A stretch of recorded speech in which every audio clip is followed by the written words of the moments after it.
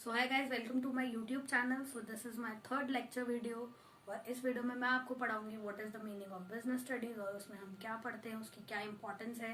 Economics में हम क्या पढ़ते हैं और उसकी क्या इंपॉर्टेंस है। और उसमें दो और कॉन्सेप्ट है, micro economics and macro economics, दोनों में डिफरेंस बिटवीन भी बताऊंगी। और वीडियो में पूरे लास्ट तक बने रहिएगा, तभी आपको वीडियो समझ आएगी। और प्लीज स्किप मत करिएगा। सो मेरे चैनल को सब्सक्राइब करिए और चलिए वीडियो स्टार्ट करते हैं। स्टार्ट करते हैं वीडियो को और पहले देखते हैं बिजनेस स्टडीज का meaning. So it is a field of study that educates you on the fundamentals of business areas such as marketing, finance, accounting, economics and organisational studies. तो बिजनेस स्टडीज एक subject है, एक field है जिसमें हम students को educate करते हैं about the business fundamentals.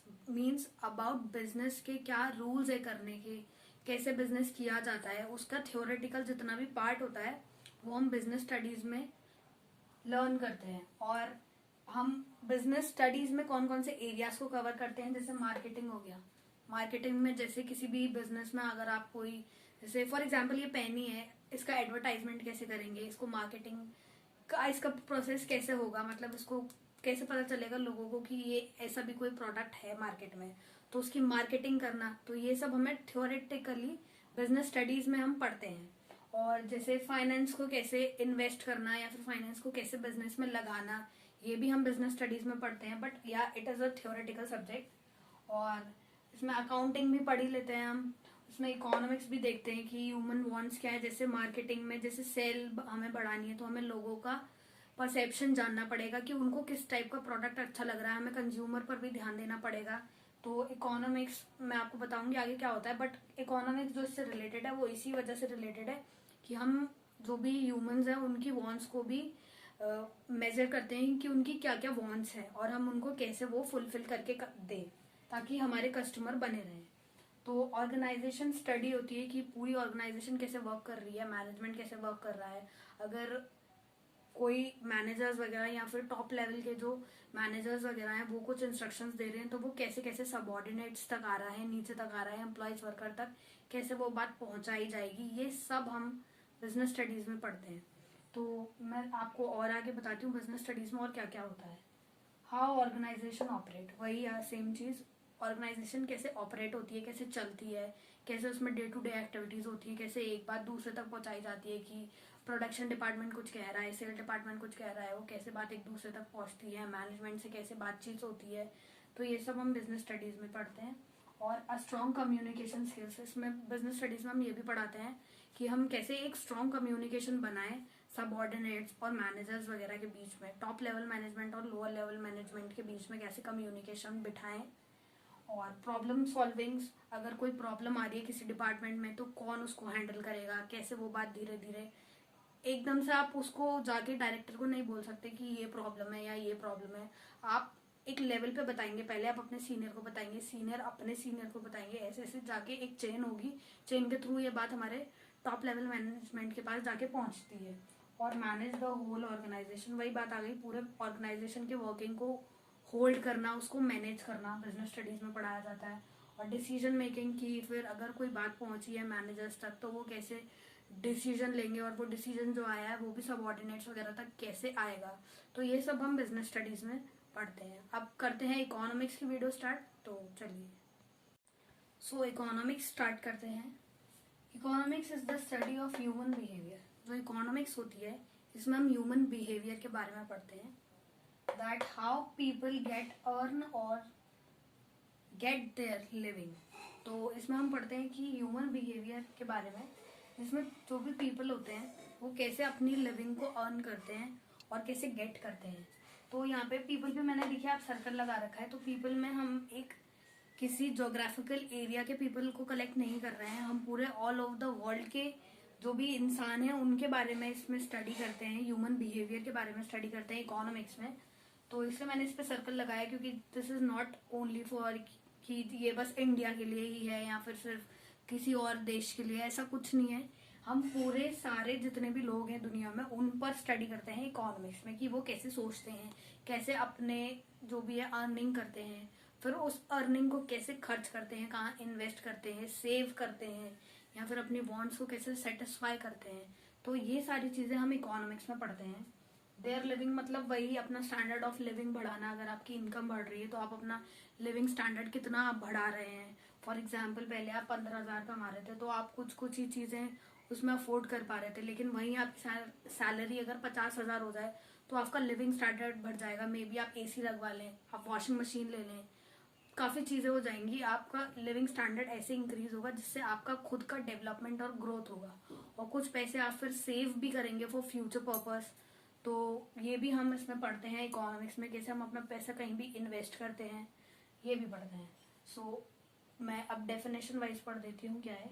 It is the science of art of decision making regarding the use of scare resources. Scare resources का मतलब होता है वो रिसोर्सेज जो बहुत कम है, बहुत ही मतलब वर्ल्ड में वो जो रिसोर्सेज है जो कम है, और उनका यूज ऐसे करना है कि हमें भी उसका सेटिस्फेक्शन मिल जाए और आने वाली जनरेशन के लिए भी वो रिसोर्सेज बचे रहें under the conditions of scarcity. वही बात आ गई कि हमको जो भी बचे हुए थोड़े रिसोर्सेज है उनको ऐसे यूज करना चाहिए कि वो आगे वाली जनरेशन के लिए भी यूजफुल हो, और to attain maximum satisfaction gain करने के लिए। A social science directed at the satisfaction of needs and wants.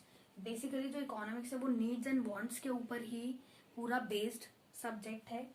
और through the allocation of resources, allocate कैसे करते हैं हम रिसोर्सेज को, and wants which through the allocation of resources which have alternative uses।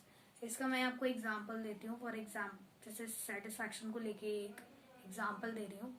For example कि कोई government teacher है, वो जितनी उसकी अर्निंग है वो इतनी ज़्यादा नहीं होगी, तो मतलब उसका मन है कि उसको कार लेनी है, तो वो अपनी सैलरी के हिसाब से कार चूज करेगा कि मे बी वो स्विफ्ट डिज़ायर ले ले, सेलेरियो, बलेनो, कोई सी कार ले ले। वो ऑडी वगैरह अफोर्ड इतने उसमें गवर्नमेंट जॉब में नहीं कर पाएगा, वो सेविंग्स के उसमें कर सकता है, वो अलग कॉन्सेप्ट है। बट ऐसे देखा जाए बेसिकली तो वो नहीं कर पाएगा। तो उसको सिर्फ ये था कि उसको कार चाहिए थी, तो चाहे उसको ऑडी हो या फिर बलेनो मिले, उसको सेटिस्फेक्शन मिलेगा। उसको गाड़ी में बैठना है तो उसको गाड़ी में बैठ के सेटिस्फेक्शन मिलेगा।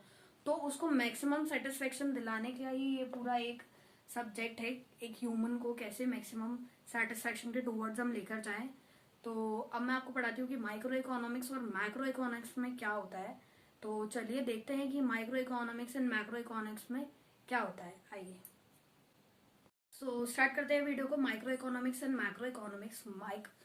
Micro economics is derived from Greek word माइक्रोज which means small. आपको माइक्रो सुन के ही लग रहा होगा स्मॉल मतलब छोटा। And macro economics drive from Greek word, ये भी ग्रीक वर्ड से ड्राइव हुआ है, जिसका मैक्रोज, इसका मतलब होता है लार्ज। सो इसका सेकंड पॉइंट देखते हैं। Studies economy as on individual level. तो जो माइक्रो इकोनॉमिक्स होता है उसमें हम ह्यूमन बिहेवियर को इंडिविजुअल लेवल पे स्टडी करते हैं।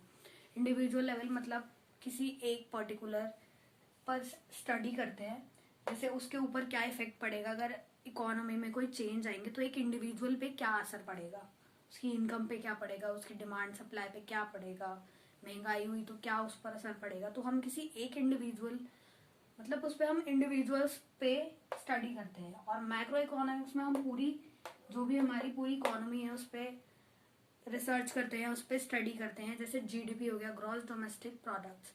तो अगर प्राइस लेवल इंक्रीज या डिक्रीज हुआ है तो पूरी की पूरी इकोनॉमी पे क्या इफेक्ट पड़ा है उसका, ये हम मैक्रो इकोनॉमिक्स में पढ़ते हैं। माइक्रो इकोनॉमिक्स में हम केवल डिमांड एंड सप्लाई पढ़ते हैं।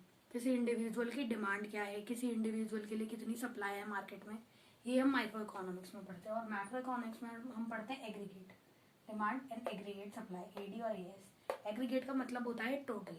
तो जितनी भी टोटल डिमांड है किसी भी पर्टिकुलर कंट्री की, वो हम मैक्रो इकोनॉमिक्स में पढ़ते हैं। कितनी टोटल डिमांड है, कितनी टोटल सप्लाई है, पूरी इकोनॉमी में जितने भी लोग रहते हैं सबकी कलेक्टिव डिमांड क्या है, सबकी सारे फॉर्म्स की कलेक्टिव सप्लाई कितनी है। इंडिया में भी, इंडिया से बाहर भी, अभी मैं इंडिया की बात कर रही हूँ, इंडिया में भी और इंडिया के बाहर भी क्या सप्लाई है, क्या उसकी किसी भी इंडियन प्रोडक्ट की क्या डिमांड है बाहर भी मार्केट्स में। माइक्रो में हम पढ़ते हैं स्टडीज इंडिविजुअल प्राइस लेवल पे पढ़ते हैं हम कि इंडिविजुअल प्राइस कैसे किसी भी पर्टिकुलर कॉमोडिटी का इंक्रीज डिक्रीज से इंडिविजुअल पे क्या असर पड़ रहा है। वही हम मैक्रो इकोनॉमिक्स में पढ़ते हैं कि स्टडीज ओवरऑल प्राइस, मतलब पूरे ओवरऑल प्राइस को हम पढ़ते हैं, पूरी एक कंट्री के ओवरऑल प्राइस पे क्या उसको अगर वो चेंजेस हो रहे हैं तो फिर उसके बाद लोगों पे क्या असर पड़ रहा है। माइक्रो में हम पढ़ते हैं effect on price of a good. किसी भी एक पर्टिकुलर गुड का प्राइस अगर इंक्रीज डिक्रीज हो रहा है तो उसमें वो इंडिविजुअल कोई है वो ले पा रहा है या नहीं ले पा रहा, तो ये हम पढ़ते हैं माइक्रो में। और मैक्रो में हम पढ़ते हैं जर्नल प्राइस लेवल। जैसे किसी भी चीज़ का, जैसे ये पेन है पहले 5 का मिल रहा था अब 10 का मिल रहा है, तो इसका जर्नल प्राइस लेवल पूरे ऑल ओवर इंडिया में ये 10 का ही मिलेगा, तो इसका जर्नल प्राइस लेवल बढ़ गया है। तो इसका प्राइस लेवल बढ़ने से जो 5 रुपये का इंक्रीजमेंट हुआ है उसको हम इन्फ्लेशन बोलेंगे। इन्फ्लेशन मतलब महंगाई। तो 5 रुपये ये महंगा हुआ है, इसमें क्या कॉस्ट लगी क्या हुआ, तो ये जर्नल प्राइस मतलब सब जगह पूरी कंट्री का ही प्राइस बढ़ गया, तो ये जर्नल प्राइस लेवल इंक्रीज हो गया। तो उसमें हम ये पढ़ते हैं कि पूरी इकोनॉमी पे क्या असर पड़ रहा है अगर जर्नल प्राइस लेवल बढ़ रहे हैं। तो ये था माइक्रो मैक्रो में डिफरेंस। और इस वीडियो को अब हम यहीं एंड करते हैं और नेक्स्ट वीडियो देखने के लिए मेरे चैनल पे बने रहें।